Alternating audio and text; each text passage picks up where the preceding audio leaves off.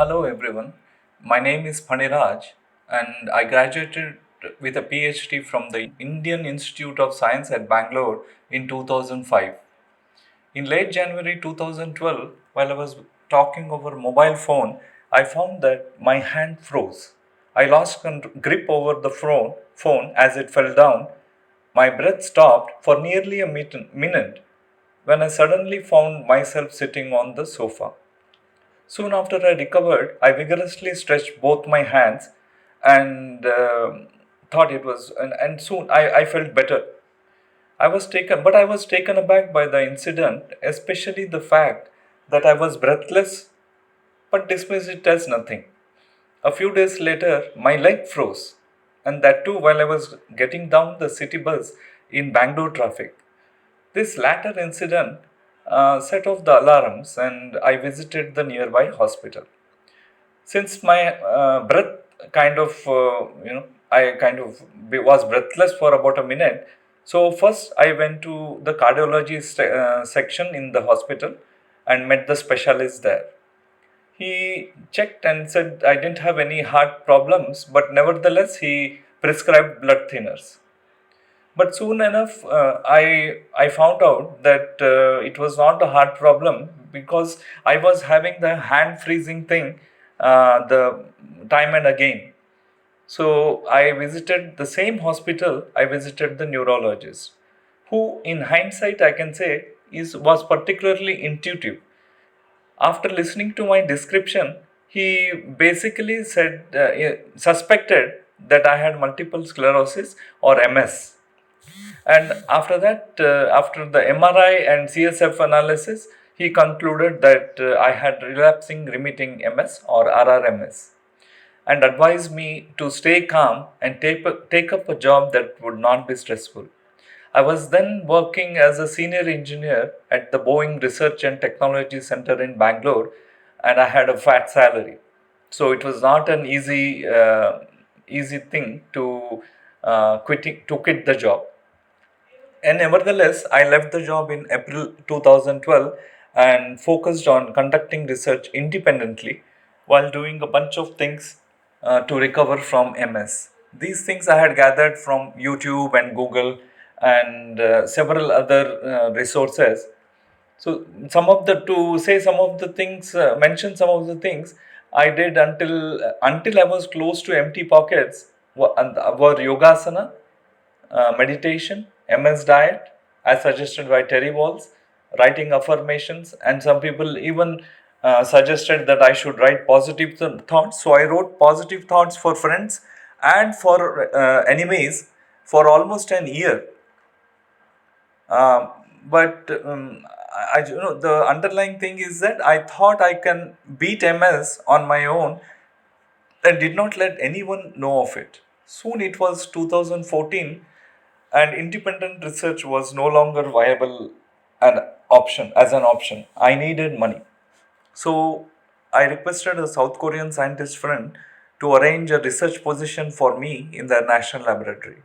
I had previously worked here for 3 years and knew that in this place I would have no stress, and also I could do research of my choice with little disturbance. He obliged, and by July 2014, I was in Seoul, working as a visiting scientist in the National Laboratory of South Korea. By this time, my fingers had a mild tremor, and I used to fall down unexpectedly while walking and also while cycling. So I decided I would be a research guide, which would require me to guide research students who would in turn do the experimental work, and I don't have to do the experimental work myself. So in October 2015, I was selected as a Brain Korea assistant professor in Seoul National University, which is the number one university in South Korea. So in Seoul National University, I got to interact with many more students. I also discovered while at Seoul National University that working for students' benefit makes me happier. So one morning in 2017, I found myself so tired that I could not walk to my office. It was my first fatigue attack, and I realized that it was time to tell my parents and friends about my ailments. I needed help. I decided to come back to India and find some job, any job. On 1st January 2018, I was back in Hyderabad, India, where my parents live for good. In April 2018, I started having problems in walking and standing that got worse with time. MS had progressed to the next stage, or secondary progressive multiple sclerosis, or SPMS. I now work as an associate professor teaching my pet subject in a private engineering college in Hyderabad. I'm working here since May 2019, and I'm fortunate to have friendly faculty colleagues. I got to know of MSSI in late 2000, December 2018, and I'm glad that I became a member in February 2019 when a bike ride was arranged as a part of India MS Day. The first thing that struck me was how everyone from MSSI was cheerful.